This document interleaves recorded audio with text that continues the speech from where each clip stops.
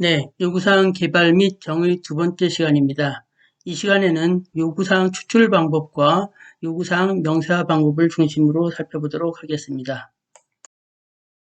요구사항 추출 방법이라고 하는 것은 요구사항을 효과적으로 추출하고 분석하는 체계화된 방법을 말합니다. 그래서 여기서 요구사항을 추출하는 방법으로는 크게 5종류의 방법이 있는데 관찰, 인터뷰, 브레인스토밍, 프로토타이핑에 대해서는 이번 수업에서 다루기로 하고 유스케이스 분석은 챕터 5장에서 다루도록 하겠습니다. 먼저 관찰이라고 하는 방법은 사용자의 업무를 실제로 관찰을 하는 겁니다. 관찰을 하면서 기록을 하는 거죠.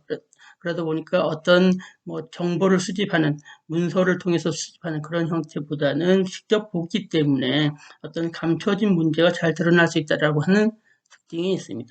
그다음에 인터뷰라고 하는 것은 여러 당사자를 만나서 어떤 질문과 대답을 통해서 어떤 그 요구사항을 이해하려고 하는 거죠.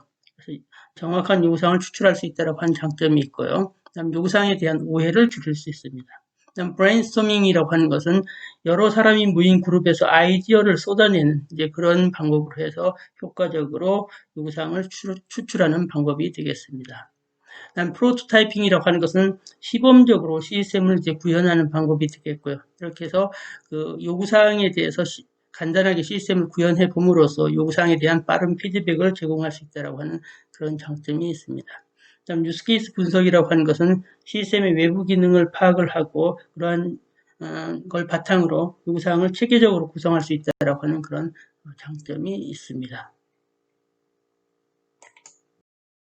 네, 그러면 요구사항 추출 방법 각각에 대해서 좀 더 자세히 살펴보도록 하죠. 먼저 관찰 방법입니다. 관찰 방법에서는 먼저 문서를 읽고 그런 관찰 대상이 되는 그런 상황에 대해서 이해하고 있어야 되니까 문서를 읽고 사용자와 함께 요구사항에 대해서 먼저 논의합니다. 그런 다음에 잠재적인 사용자들이 수행하는 복잡한 일을 관찰을 해요. 쭉 관찰하면서 어떤 기록을 하는 거죠.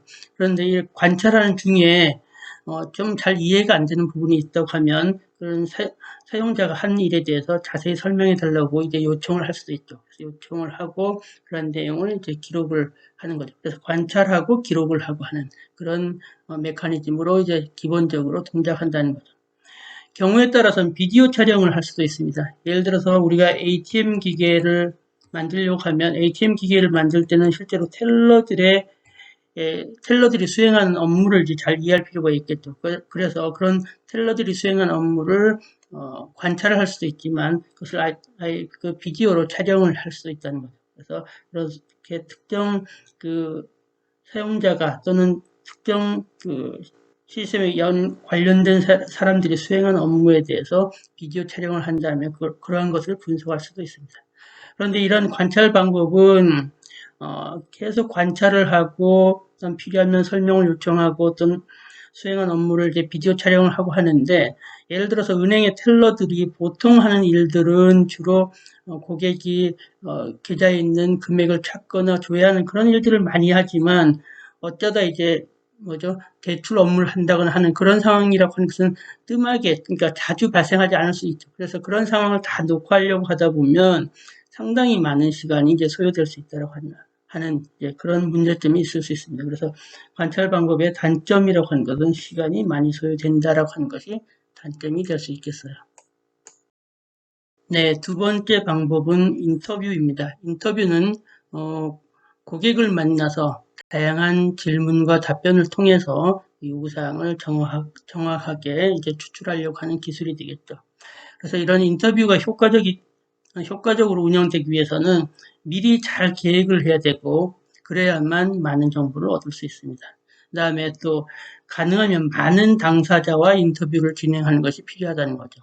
그래서 특정 당사자만 인터뷰를 하다 보면 특정한 요구사항은 잘 파악할 수 있지만 다른 요구사항을 파악하기 어려울 수도 있다는 거죠. 그래서 관련자 이외의 사람과도 인터뷰할 필요도 있다는 거죠. 예를 들어서 경쟁 제품을 사용한 사람, 그러니까 우리가 어떤 제품을 만들려고 하는데 이 제품의 경쟁 관계에 있는 그런 제품을 사용한 사용자를 만나서 인터뷰하다 보면 우리 제품이 그러니까 그런 경쟁 제품들의 장단점을 파악을 할 수 있고 우리 제품이 나아가야 할 방향에 대해서도 이제 이해할 수 있으니까요. 그다음에 마케팅 담당자와의 인터뷰도 중요하죠. 마케팅 담당자라고 하는 것은 이렇게 개발된 소프트웨어를 실제로 다른 쪽에 이제 세일즈, 판매를 하는 쪽에 역할을 하는 사람이기 때문에 이런 사람들이 이제 실제로 이런 개발된 소프트웨어를 판매하거나 또는 뭔가 이렇게 확장하거나 하는 그런 쪽에서 그 또 다른 고객들의 니즈를 잘 이제 이해하고 있는 사람들이 실제로 마케팅 담당자거든요. 그래서 그런 마케팅 담당자와의 인터뷰도 상당히 중요합니다. 그다음에 그 인터뷰는 가능하면 그 다양한 그 당사자와 인터뷰를 해야 되니까 그런 당사자들이 충분한 시간을 가질 수 있도록 그 사람들의 여유 시간을 할애해서 그 인터뷰를 진행하는 것이 훨씬 더 좋은 인터뷰 효과를 얻을 수 있다는 거죠. 그 사람들이 타이트하다 보면 대답도 잘 못 해주거나 또는 좀 대강대강 할 수도 있다는 거죠. 그래서 그런 사람들이 인터뷰에 임하는 사람들이 충분한 시간을 갖도록 해주는 것도 중요한 요소가 되겠어요. 그럼 인터뷰 절차는 다음과 같습니다. 먼저 대상자를 선정을 해야 되겠죠. 기본적으로 고객이 돼야 되겠고, 뿐만 아니라 고객이나 사용자가 인터뷰 대상자가 되겠죠. 뿐만 아니라 아까 얘기했던 대로 경쟁 제품 사용자라든지 마케팅 담당자 등과 같은 사람들도 다 그 인터뷰 대상자로 이제 선정할 수 있겠어요. 그 다음에 언제 인터뷰를 할 것인지에 대해서 계획을 세우고 필요한 질문서를 작성한 다음에 결국 이 질문서를 잘 작성해야 돼요. 그래야 아까 얘기했던 대로 미리 잘 계획해야 그 많은 정보를 얻을 수 있다라고 했었죠. 그래서 질문지를 잘 작성하는 것이 중요합니다. 그 다음에 실제로 인터뷰를 하고 그 인터뷰 결과를 분석하고 정리하는 그런 일련의 과정으로 진행하면 되겠습니다. 네, 인터뷰가 효과적으로 진행되기 위해서는 질문지를 잘 작성해야 된다고 했었죠. 그러면 여기서는 이제 그런 질문지에 들어갈 수 있는 질문 내용에 대해서 한번 살펴보도록 하겠습니다. 질문 내용 중에는 최소 예외 규칙, 예상되는 변동 등에 대한 자세한 사항까지도 이제 질문할 필요가 있겠습니다. 그래서 업무 프로세스를 구성하는 각 단계가 무엇인지, 결국은 업무를 그러니까 우리가 어떤 소프트웨어 시스템으로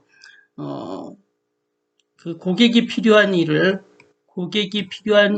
소프트웨어로 개발을 하려고 할 때 가장 중요한 것이 고객들이 수행한 업무 프로세스를 이해하는 것이라고 전에 얘기했었죠. 그래서 그런 업무 프로세스를 그러니까 업무 프로세스를 잘 이해하기 위해서 업무 프로세스를 구성하는 각 단계가 무엇인지에 대해서 이해한다면, 그 다음에 그런 단계 개수를 혹시 조정할 수 있는지, 그런 것들에 대한 것도 이제 물어본다는 거죠.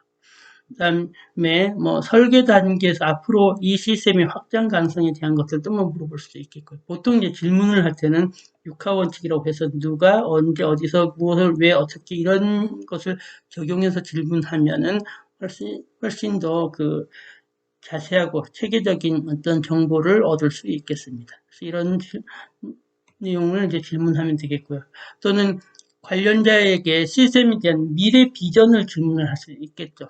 그래서 이 시스템이 앞으로 나아가야 할 방향에 대해서 물어본다고 하면 어떤 융통성을 가져야 하는지에 대해서 이제 물어봐야 되겠죠. 그래서 그렇게 하고, 그다음에 그런 융통성을 가지려고 하면은 어떤 그 다른 차선의 방법이 무엇인지에 대해서 실제로 이제 그 고객들에게 이제 물어보는 거죠. 그래서 고객들이 이제 생각하는 차선의 방법을 얘기를 해줄 수도 있고요. 그럼 또한 이제 그 소프트웨어 개발하는 개발 측에서 이제 볼 때, 이런 시스템은 이러한 형태로 나갈 거야라고 하는 생각이 있을 수 있는데, 그런 면에서 개발 측이 이제 가지고 있는 대안에 대해서 고객들에게 실제로 그런 걸 어떻게 생각하는지 물어봐서 이제 고객들의 피드백을 받아서 또한 이제 그 개발 측이 생각했던 대안들을 적용할 수 있다는 거죠. 그래서 그런 측면에서 질문을 하면 되겠습니다. 또한 그 문제에 대해서 최소한의 허용 가능한 솔루션이 무엇인지에 대해서도 질문할 수 있다는 거죠. 그러니까 중요한 것이 최소한의 허용 가능한 솔루션이 무엇인지에 대해서는 반드시 질문을 해야 됩니다. 왜냐하면 질문을 계속하고 인터뷰를 하다 보면 되게 그러니까 너무 많은 아이디어를 얻는 경우가 있어요. 그래서 너무 많은 아이디어를 얻다 보면 그런 아이디어를 가지고 다 소프트웨어 시스템으로 개발한다라고 하면은 비효율적이 될 수 있다는 거죠. 왜냐하면 사용되지 않을 가능성, 그러니까 사용되지 않을 기능을 생성할 가능성이 꽤 있다라는 얘기입니다. 그래서 사용되지 않을 기능들을 사실은 배제를 해야 되는데, 계속 인터뷰를 하다 보면 많은 아이디어를 얻다 보면 이제 그런 경우가 생겨요. 그래서 그런 것들을 적절하게 조절하기 위해서는 고객과 사용자가 정말로 기본적으로 핵심적으로 필요한 것이 무엇인지에 대해서 정확하게 확인하고, 그래서 최소한의 허용 가능한 솔루션을 먼저 확인하고 그 다음에 조금 더 부가적인 기능이 무엇이고 그런 부분들을 이제 고려해야지, 그냥 아이디어만 수집하다 보면 아까 얘기했던 대로 사용되지 않을 기능을 생성할 가능성이 높다라는 얘기입니다. 그 다음에 인터뷰는 기본적으로 질문 답변으로 구성된다고 했었어요. 그런데 다른 정보원에 대해서도 요청할 수 있다는 거죠. 이렇게 질문하고 답변하다 보면 질문하고 답변할 때 답변이 충분하지 않을 수 있으니까, 그럴 때 그런 관련된 정보를 기록하고 있는 문서가 뭐냐, 그런 문서를 좀 달라고 한다든지, 또는 그 답변을 하는 사람보다 좀 더 유용한 지식을 지닌 사람들에 대한 정보를 얻을 수 있어요. 그럼 그런 사람들을 소개해달라고 요청을 한다든지 해서 다른 정보원에 대해서도 요청을 할 수 있다는 거죠. 그 다음에 필요하다고 하면 다이어그램 작성을 요구할 수 있습니다. 실제로 이제 다이어그램이라고 하는 건 그림 형태이기 때문에 이 다이어그램을 통해서 정보의 흐름, 어떤 명령의 순서, 그다음 기술이 어떻게 작용하는지 등을 쉽게 이제 파악하고 쉽게 서로 간에 설명을 할 수 있다는 거죠. 그래서 이러한 다이어그램이라고 하는 것이 바로 정보 수집을 하는데 되게 촉진제 역할을 하기 때문에, 가능하면 다이어그램 작성을 요구해서 그런 다이어그램을 바탕으로 서로 인터뷰를 진행해 나가는 것도 아주 좋은 방법이 되겠습니다. 네, 다음으로는 브레인스토밍 방법이 되겠습니다. 브레인스토밍, 사전적인 의미를 보면 브레인은 뇌예요. 스톰은 폭풍이에요. 그러니까 뇌에서 폭풍이 일어나듯이 뭔가 다양한 아이디어를 막 이제 쏟아내는 그런 형태로, 즉 아이디어를 쏟아낼 목적으로 여러 명으로부터 정보를 얻기 위한 회의를 하는 것이 브레인스토밍이다라는 거죠. 근데 이제 여러 명으로부터 정보를 얻기 위한 회의인데 아이디어를 이제 내릴 목적인데, 아까 얘기했던 대로 브레인스토밍이니까 머릿속에 떠오르는 생각들을 이제 막 이제 쏟아낼 수 있어요. 그래서 자칫하면 회의가 약간 중구난방식으로 막 이제 진행해 나갈 가능성이 있는 거죠. 그래서 여기 브레인스토밍을 효과적으로 하기 위해서는 반드시 훈련된 요원이 주재를 할 필요가 있다는 얘기입니다. 그 다음에 브레인스토밍에서는 주로 토론보다는 아이디어를 쏟아내는 데 집중해서 회의를 진행해야 됩니다. 경우에 따라서는 익명성도 보장할 필요가 있어요. 이제 누가 아이디어를 냈느냐에 따라서 하다 보면 그것이 드러나면 어떤 좀 부끄러워하거나 소극적인 사람들이 있을 수 있으니까 익명성을 보장해서 적극적으로 의견을 개진하도록 할 수도 있다는 거죠. 그다음 브레인스토밍의 대표적인 방법 중에 JAD라고 하는 방법이 있습니다. 얘는 Joint Application Development, 그러니까 애플리케이션을 개발하는데 조인트, 결합한다. 누구랑 결합하느냐? 최종 사용자와 개발자가 시스템 개발을 논의한다는 거죠. 보통은 개발자가 시스템 개발을 논의하는 것이 일반적인 회의 방법이었다고 하면, 여기서는 개발자뿐만 아니라 최종 사용자가 같이 결합해서 시스템 개발을 논의하는 그런 회의 방법이다라는 거죠. 그런데 이제 일을 하면서 업무 보다가 회의 참석하다, 업무 보다 회의 참석하다 하다 보면 집중도가 떨어지니까 보통 이제 회사가 아닌 외부 별도의 이제 회의 장소, 그런 데를 얻어서, 즉 격리된 장소에서 개발자가 고객과 사용자를 만나서 요구사항을 정의하기 위해서 공동 작업을 한다는 거죠. 그래서 여기서는 집중적으로 브레인스토밍 회의를 진행합니다. 그래서 이렇게 JAD를 잘 수행하다 보면 요구 분석에 걸리는 시간, 어떨 때는 1, 2개월 걸리는 것을 아주 집중적으로 하면 한 일주일 내로 이렇게 획기적으로 단축할 가능성도 있다는 거죠. 그래서 이 브레인스토밍 미팅을 잘 적용할 수 있고 효과적으로 수행하는 방법으로 JAD라고 하는 방법도 있다는 거죠. 네, 그러면 브레인스토밍 회의를 진행하는 과정에 대해서 좀 더 자세히 살펴보도록 하죠. 다음과 같은 순서로 진행됩니다. 차례대로 읽어보도록 하죠. 먼저 관련자 모두가 참여하는 회의를 수집을 해야 되죠. 그 다음에 경험 많은 사람을 회의 주재자로 선정을 하고요. 어, 참석자들을 테이블에 배석시키고 작업할 종이를 나눠줍니다. 여러분들 이 그림을 보시면 되겠어요. 여기 보시면 이 사람이 이제 회의 주재자가 되어 있고 나머지 이제 참가자들이 다 이제 자리에 앉는 거죠. 그다음에 여기 보시면 이제 여러 이제 종이들이 쌓여 있죠. 그래서 이렇게 작업할 종이를 준비합니다. 그다음 네 번째, 토론을 유도할 질문을 정합니다. 이 토론을 유도할 질문을 정하는 이 질문의 형태는 다음 슬라이드에서 좀 더 자세히 살펴보기로 하고요. 그다음에 질문에 대해서 답을 종이에다 이제 각자 이제 기술을 하는 거죠. 근데 한 장에, 이 종이 한 장에 하나의 아이디어만 적고 그것을 옆에 참석자에게 이제 차례대로 이제 넘겨줘요. 이렇게 방향 보이시죠? 넘겨서 자기의 생각 적고 넘기고 이렇게 해서 쭉 넘깁니다. 그래서 이런 5번 단계를 5분에서 15분간 계속 반복을 해요. 그래서 어떤 그 질문에 대해서 계속 반복을 하면서 질문에 대한 더 이상의 아이디어가 나오지 않으면 중단을 하는 거죠. 그러니까 그 어떤 질문에 대한 아이디어를 이제 종이에다 적고 그것을 옆에 자기의 생각을 적은 다음에 다시 옆에 사람에게 적고, 그럼 옆에 사람은 자기 생각도 적지만 옆에 사람이 적은 걸 보고 또 자기 생각을 발전할 수도 있으니까 또 적고 또 넘기고 하는 거죠. 그런 식으로 하다 보면 하나의 질문에 대해서 그 아이디어들이 각자들의 아이디어가 이제 계속 반영이 되는 거죠. 그런 식으로 하다 보면 이제 아까 얘기했던 대로 그 하나의 문제에 대해서 5분에서 15분간 하다 보면 이제 아이디어들 쭉 나올 건데 그런 아이디어가 더 이상 나오지 않으면 이제 중단하는 거죠. 그다음 그 종이에 적힌 아이디어를 이제 주재자가 읽습니다. 주재자가 읽는데 이럴 때 설명이 필요하면 작성자에게 간단한 설명을 요구할 수도 있어요. 그런데 물론 익명으로 진행할 때는 이제 작성자에게 물어볼 수가 없겠죠. 그럴 땐 설명을 생략할 수 있습니다. 그다음 그 아이디어에 대해서 간단하게 뭐 이렇게 설명도 받을 수 있고 간단하게 토의도 할 수 있다는 거죠.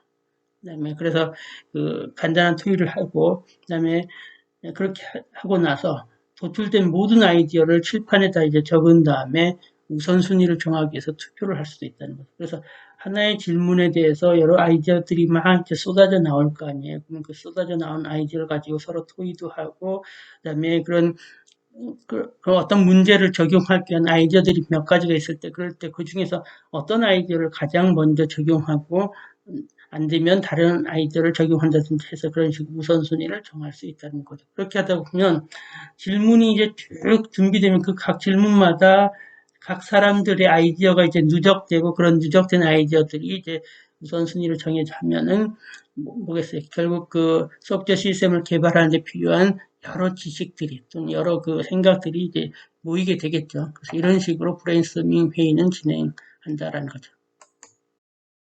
브레인스토밍 과정에서 4번 단계가 토론을 유도할 질문을 정함이라고 했는데 그 토론을 유도할 질문을 정한다고 하는 그런 사례로 실제로 토론을 유도할 질문의 그 몇 가지 사례를 좀 보도록 하겠습니다. 그래서 보시면 뭐 이 시스템에서 중요한 기능이 무엇냐?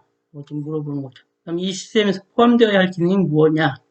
미래에 어디에서 새로운 자료가 발생할 것으로 예상되는가? 그러니까 시스템에 어떤 출력이 생성되어야 하는가, 뭐 도메인 모델에서 어떤 클래스가 필요한가, 고려하지 않아도 될 이슈는 무엇인가, 이 프로젝트 리스크는 무엇인가, 뭐 이런 식으로 해서 중요한 것이 토론을 유도할 질문들을 만들어낸다는 거죠. 토론을 유도할 질문이니까 단순하게 대답이 yes, no와 같은 단답형 질문이 아니라 어떤 아이디어를 쭉 기술하도록 하는 그런 질문이어야 된다는 얘기죠. 그래서 그런 식으로 토론을 유도할 질문을 준비하는 것이 네 번째 단계가 되겠고요. 그런 네 번째 단계에서 토론을 유도할 질문에 몇 가지 사례로 다음 같은 질문들을 이제 생각할 수 있다는 거죠.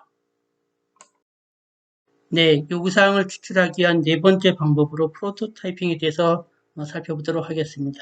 먼저 프로토타입에 대해서 잠깐 정의를 하죠. 프로토타입은 뭐 우리말로 하면 시제품 뭐 그렇게 얘기할 수도 있겠는데 최종 시스템의 예상 기능 중 일부를 빠르게 구현한 프로그램이에요. 구현한 프로그램을 우리는 프로토타입이라고 한다는 거죠. 그래서 이런 프로토타입은 대체적으로 이제 그 간단하게 구현한 프로그램이지만 이제 그 프로토타입은 실제로는 이제 여러 형태로 사용될 수 있습니다. 그래서 가장 단순한 형태는 페이퍼 프로타입이에요. 그러니까 종이에다가 프로타입을 만든 건데 실제로 사용자 인터페이스를 종이에다가 그림으로 그린 겁니다. 그래서 얘는 실제로는 구현한 프로그램은 아닌 거죠. 그래서 CSM의 동작을 CSM의 동작 화면을 순서대로 쭉 나열해서 사용자에게 보여주는 형태가 되겠어요. 여러분들 요새 스마트폰 앱 많이 만들죠? 스마트폰 앱 만들 때는 어떻게 해요? 실제로 여러 화면들이 이제 구성되는 거죠. 그럼 그런 그 여러 화면들을 차례대로 쭉 종이에다가 그려서 얘네들이 어떻게 동작하고 그 다음에 필요하면 여기서 또 다시 갈라져서 어떤 화면으로 가고 하는 이런 식으로 그런 그 시스템의 동작 순서 또는 동작의 그 화면 순서를 이렇게 사용자에게 보여준 형태로 해서 시스템 동작을 설명하는 거죠. 그렇게 하다 보니까 아이디어를 추출하기가 쉽고 또한 피드백 받기에 적합하다는 거죠.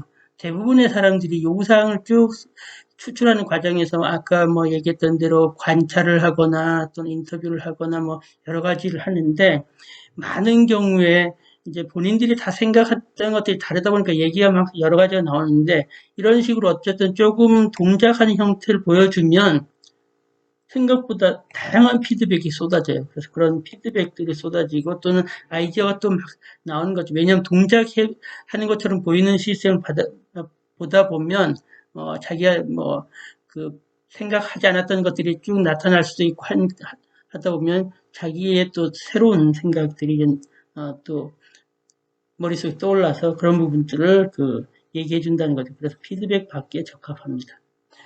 그래서 이런 그 페이퍼 프로타입을 실제로 할 때는 이 병행해서 하기도 좋다는 거죠. 무슨 얘기냐면 실제로 개발자가 몇 명의 A, B, C 개발자가 있다고 하면 그 각자에게 A, B, C 개발자 각자에게 자신의 관점에서 이런 페이퍼 프로타입을 만들어 보게 하는 거죠.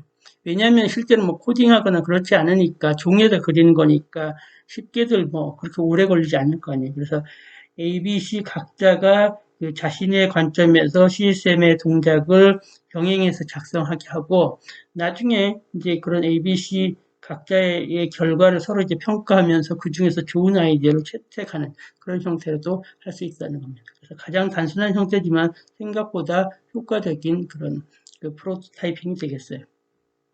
그 다음 가장 흔한 형태는 실제로 유저 인터페이스를 모컵으로 제작을 하는 거죠.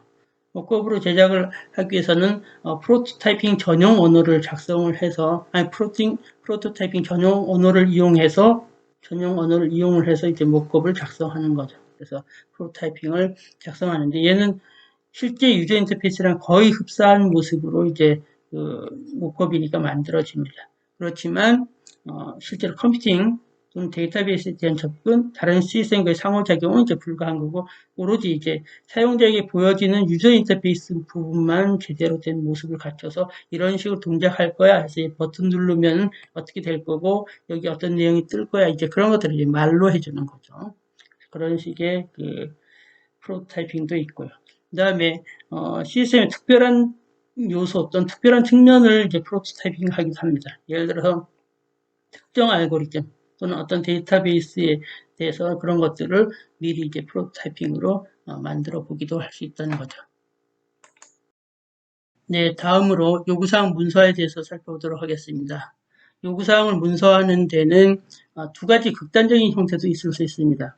그래서 몇 문단의 글이나 다이어그램으로 간단하게 요구사항의 아웃라인만 정의한 그런 것을 우리가 요구사항 데피니션, 요구사항 정의, requirement definition이라고 얘기하고요. 그 다음에 수천 페이지에 이르는 자세한 그 명세 리스트, 그런 경우는 우리가 요구사항 명세서에서 requirement specification, 그렇게 얘기를 하죠. 보통 이제 대규모 시스템의 경우에는 요구사항이 이렇게 간단하게 몇 장으로 표현되지 않겠죠. 그렇기 때문에 대규모 시스템의 경우는 대부분 요구사항 문서는 계층적으로 정리합니다. 여기 보신 대로 requirement, 그래서 하나의 시스템 requirement는 서브 시스템, 다시 서브 시스템에서 이런 식으로 계층적으로 그 문서화를 하는 것이 일반적인 형태가 되겠습니다. 네, 요구사항 문서를 얼마나 자세히 기술해야 하는가에 대한 그 요구사항 문서의 상세 수준은 이러한 다음에 몇 가지 사항을 고려해서 결정하면 되겠어요. 먼저 시스템의 크기. 시스템의 크기가 예를 들어서 큰 규모의 소프트웨어다라고 하면 크기가 크다. 크기가 큰 이제 소프트웨어 시스템이다라고 하면은 알아야 할 내용이 많겠죠. 그러니까 그게 필요해서 상세하게 기술해야 되겠고, 또한 크기가 큰 소프트웨어 시스템은 하나의 시스템이 여러 개의 서브 시스템으로 이제 나눠서 개발되니까 그런 여러 서브 시스템들 간에 어떻게 상호 동작하는지에 대한 그런 부분들에 대한 것도 상세하게 기술해야 되는 거죠. 그래서 시스템의 크기에 따라서 그 요구사항 문서의 상세 수준이 달라질 수 있다는 거죠. 그다음 다른 시스템에 대한 인터페이스 요구가 있느냐 없느냐에 따라 다를 수 있겠죠. 예를 들어서 클라이언트 서버 구조다라고 하면은 클라이언트하고 서버 간의 어떤 그 인터페이싱 방법, 즉 통신 프로토콜에 대한 것들도 뭐 자세히 기술해야 되겠죠. 그다음 목표로 하는 독자, 일반 사용자를 위한 거냐, 전문인을 위한 거냐에 따라서 요구사항 문서 달라질 수 있겠죠. 일반 사용자일 경우는 조금 더 이해하기 쉽도록 쉬운 용어를 써서 작성해야 되겠고, 전문가를 위한 소프트웨어 시스템 또는 그 전문가를 위한 그 요구사항 문서다라고 하면은 전문 용어를 써서 상세한 수준으로 표현할 수 있겠죠. 그다음 개발을 위한 계약, 외주 계약. 우리 회사가 아웃소싱을 하려고 하는 거죠. 아웃소싱해서 외주를 주려고 한다. 아웃소싱을 하려고 한다라고 하면 우리가 필요한 그 요구사항 문서를 자세하게 기술해야 그것을 받아서 이제 그 개발을 하는 외주 업체가 그 우리가 요구하는 대로 정확하게 개발을 할 거 아니에요. 그래서 외주 계약 한다고 하면 상세하게 기술해야 된다는 거죠. 그다음 정부기관과 계약을 한다라고 하면 정부기관과 계약할 때는 정해진 어떤 양식이 있습니다. 그래서 그런 정해진 양식에 따라서 체계적으로 작성을 해야 된다든지 하겠죠. 그다음 요구사항의 취합 단계에 따라서, 그러니까 특히 요구사항을 취합하는 초기 단계일 때는 아주 상세하게 작성하기도 어렵고 상세하게 작성한다고 하더라도 나중에 수정을 많이 해야 될 수도 있겠죠. 그래서 그럴 때는 어떤 개요를 간략하게 적는 수준으로 하면서 차차 그것이 진행되면서 좀 더 상세 수준을 상세하게 해나갈 필요가 있겠습니다. 그다음 도메인 및 기술에 대한 경험 수준에 따라서 도메인과 기술에 대한 경험 수준이 풍부하다고 하면 처음부터 요구사항 문서를 상세하게 이제 기술을 할 수 있겠죠. 그런데 그렇지 않고 어떤 이 개발팀이 많이 경험해 보지 못한 어떤 새로운 혁신적인 소프트웨어를 개발하겠다. 그런 이 혁신적인 소프트웨어 개발에 대한 경험이 없다라고 하면은 처음부터 요구사항을 자세하게 적기도 어렵죠. 그러니까 대략적으로 요구사항을 기술한 다음에 프로토타입을 개발해 보고 그래서 그런 아이디어를 검증하고 우리가 갖고 있는 기술에 대한 신뢰성을 검토한 다음에 점진적으로 요구사항 문서를 상세하게 이제 작성할 수 있겠죠. 그 다음에 요구사항의 오류로 인한 손해비용이 발생하는 그런 소프트웨어 시스템이다라고 할 때는 어때요? 그 고장으로 인해서 안전이라든지 환경에 심각한 위험을 초래하는 그런 시스템 같은 경우는 정확한 명세를 해야 되겠죠. 예를 들어서 원자력 쪽에 사용되는 소프트웨어 시스템이다라고 하면은 그 원자력을 제어하는 원자력 발전소를 제어하는 소프트웨어 시스템에서 고장이 있으면 어때요? 안전에 치명적이 되겠죠. 또한 환경에 아주 치명적인 그 위험을 초래하게 되겠죠. 그래서 소위 말하는 그 원자 폭탄이 그 폭발하는 그런 정도의 그 심각한 그 위험을 초래할 수 있기 때문에 상당히 정확한 명세가 필요하다는 겁니다. 그래서 원자력 발전소 제어 소프트웨어 같은 경우는 명세를 하고 그런 명세를 검증하고 그런 데에 상당하게 많은 시간을 이제 들인다라고 말씀드릴 수 있겠어요. 네, 계속해서 요구사항 문서의 구성에 대해서 살펴보도록 하죠. 요구사항 문서는 먼저 개요, 인트로덕션입니다. 그래서 여기서는 문서의 목적, 여기서 개발하고자 하는 소프트웨어 시스템의 스코프, 범주, 범위, 그다음에 여기서 사용되는 뭐 용어 등에 대해서 정의하고 있고요. 그다음에 두 번째는 배경 지식입니다. 그래서 요구사항을 이해하는 데 도움이 되는 정보들을 이제 보통 표현하죠. 그래서 이전에 작성했던 도메인 분석서라든지 또는 이 응용 소프트웨어를 개발하는 데 관련된 표준 등에 대한 참고문헌을 보통 표시하면 되겠습니다. 그다음 세 번째는 여기서 개발하고자 하는 소프트웨어 시스템이 접하게 되는 그런 환경들, 그 다음에 이 소프트웨어 시스템의 시스템 모델 등에 대해서 표현해 주면 되겠어요. 그래서 시스템이 수행될 배경, 컨텍스트와 그다음에 시스템 또는 서브 시스템의 개요에 대해서 기술해 주면 되겠죠. 특히 환경적인 측면에서 외부 인터페이스에 대해서 이제 기술해 줘야 되는데, 그래서 먼저 사용자 인터페이스는 소프트웨어 시스템이 사용자에게 그 제공해주는 인터페이스를 얘기하겠고요. 그 다음에 하드웨어 인터페이스는 이 소프트웨어 시스템이 작동하게 될 어떤 그 하드웨어, 그 어떤 하드웨어에 탑재돼서 동작하게 되는데 그런 하드웨어와 인터페이싱하는 방법, 그 다음에 소프트웨어 인터페이스는 이 소프트웨어 시스템이 다른 여타 소프트웨어 시스템과 어떻게 상호작용하는지에 대한 그런 인터페이싱 방법이라든지 통신 인터페이스 방법 등에 대해서 기술해주면 되겠고요. 그다음 기능적 요구사항은 앞서서 얘기했던 그런 기능적 요구사항을 기술해주면 되겠고, 비기능적 요구사항도 앞서서 얘기했던 대로 품질 특성 측면에서의 요구사항, 시스템 환경과 기술적 측면에서의 요구사항, 프로젝트 계획 측면에서의 요구사항들을 차례대로 기술해주면 되겠습니다. 그래서 여러분들이 이러한 요구사항 문서의 구성은 여러분들 실습 시간이나 어떤 텀프로젝트에서 수행하게 될, 작성하게 될 요구사항 명세서의 구성과 거의 유사합니다.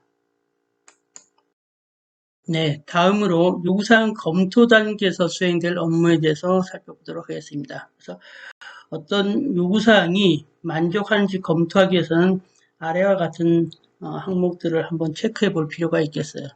먼저 개발 비용 대비 투자 효과에 대해서는 반드시 해야 되겠죠. 그래서 개발 비용, 유지 보수 비용, 하드웨어 구입 비용, 관련자 교육 등의 비용, 이런 것들에 들어간 전체 비용 대비 생산성이 높아지고 매출 향상이 분명하면, 즉 이러한 그 투자 효과가 훨씬 좋으면은 개발을 하는 거고, 그렇지 않다고 하면은 결국 돈은 들였는데 생산성도 높아지지 않고 매출도 향상되지 않는다라고 하면 굳이 개발할 필요가 없겠죠. 그다음 두 번째, 현재 당면한 문제가 해결되는가?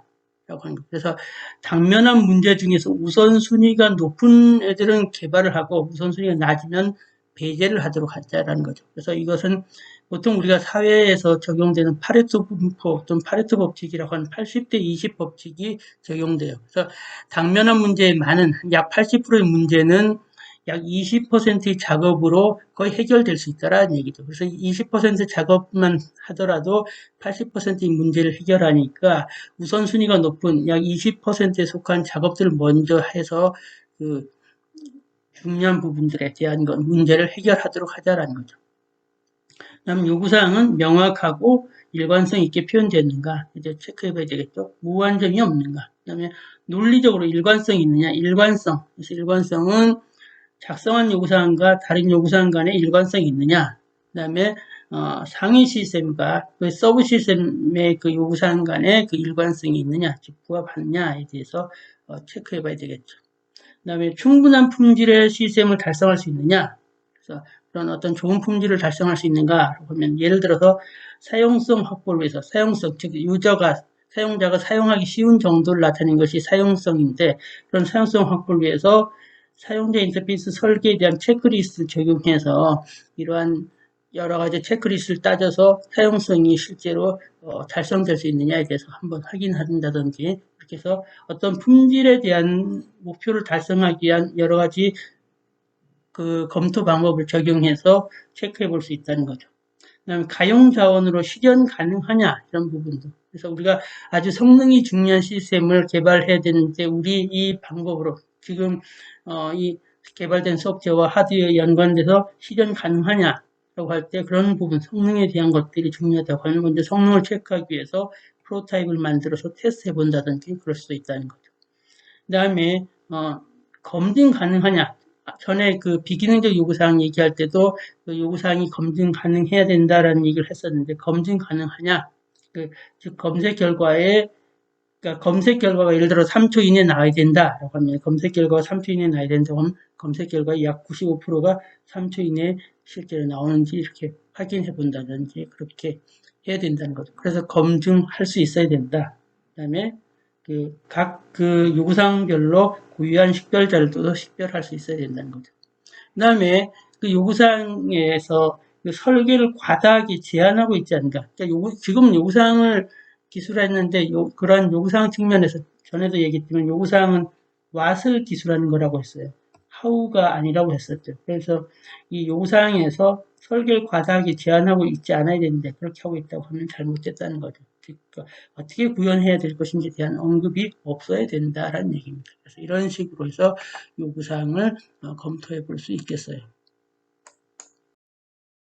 네, 마지막으로 요구사항의 변경 관리에 관한 이슈에 대해서 살펴보도록 하겠습니다. 요구사항은 계속 이제 바뀌게 되는 거죠. 비즈니스 프로세스가 이제 변경될 수 있어요. 그러니까 기존 비즈니스 프로세스를 이제 개선하고자 하는 그런 요구사항이 생기면서 비즈니스 프로세스가 이제 변경될 수 있는 거죠. 그 다음에 바탕이 되는 기술의 변경이 있을 수 있죠. 옛날에는 단순하게 클라이언트 서버 구조였다고 하면 요새는 클라이언트가 있고 서버가 여러 개의 그래서 멀티티어의 서버 형태로 이제 바뀌고 있어요. 그런 식으로 어떤 기술이 바뀌고 있다는 거죠. 그 다음에 자꾸 그 CSM을 사용하다 보면 문제를 이해하고 그 문제에 대해서 더 이해도가 높아지니까 새로운 요구사항이 계속 생길 수 있다는 거죠. 그래서 요구사항은 계속해서 바뀔 수 있다는 얘기입니다. 그 다음에 그런 요구사항을 변경할 때 고려해야 할 사항들을 보면요. 항상 요구사항을 변경할 때는 고객, 사용자와 지속적으로 상호작용해야 된다는 거죠. 그냥 개발자 측면에서만 요구사항을 변경할 것이 아니라 항상 그 고객, 사용자와 상호작용을 해야 된다라는 얘기입니다. 그 다음에 변경으로 인한 이익이 변경 비용을 초과해야 된다. 아까 소프트웨어 개발 그 이익이 소프트웨어 개발 비용을 초과해야 된다라고 하는 건 마찬가지 개념이 되겠어요. 그래서 그 뭐 조그마한 변화는 적은 비용을 빠르게 할 수 있지만 대규모의 변화라고 하는 것은 이런 식으로 그 이익이 비용을 초과하는지에 대해서 신중하게 따져보고 접근해야 된다는 얘기입니다. 그 다음에 어떤 변경은 위장된 확장일 수도 있다는 얘기죠. 지금은 여기서는 이제 그 요구사항을 수집하고 요구사항을 문서화하는 그런 과정이기 때문에 여기서의 요구사항의 변경은 요구사항을 이제 보다 나은 시스템이 되도록 그런 측면을 해야지 시스템 규모를 키우는 것은 바람직하지 않다는 거죠. 그래서 이런 확장은 피해야 된다는 얘기입니다. 그래서 규모를 키우는 것을 피하고 더 좋은 시스템이 되도록 그런 측면에서 요구사항 변경들을 이제 적용해야 되니까 그런 위장된 확장인지에 대해서 항상 이제 살펴보고 그런 부분들에서 기존에 얘기했던 기능에서 다르게 기능이 자꾸 추가되는 그런 측면이 아니라 그 기능은 그대로 이제 보다 나은 품질의 소프트웨어 시스템이 되도록 이렇게 그런 관점에서 요구사항의 변경을 받아들이도록 해야 된다라는 얘기죠.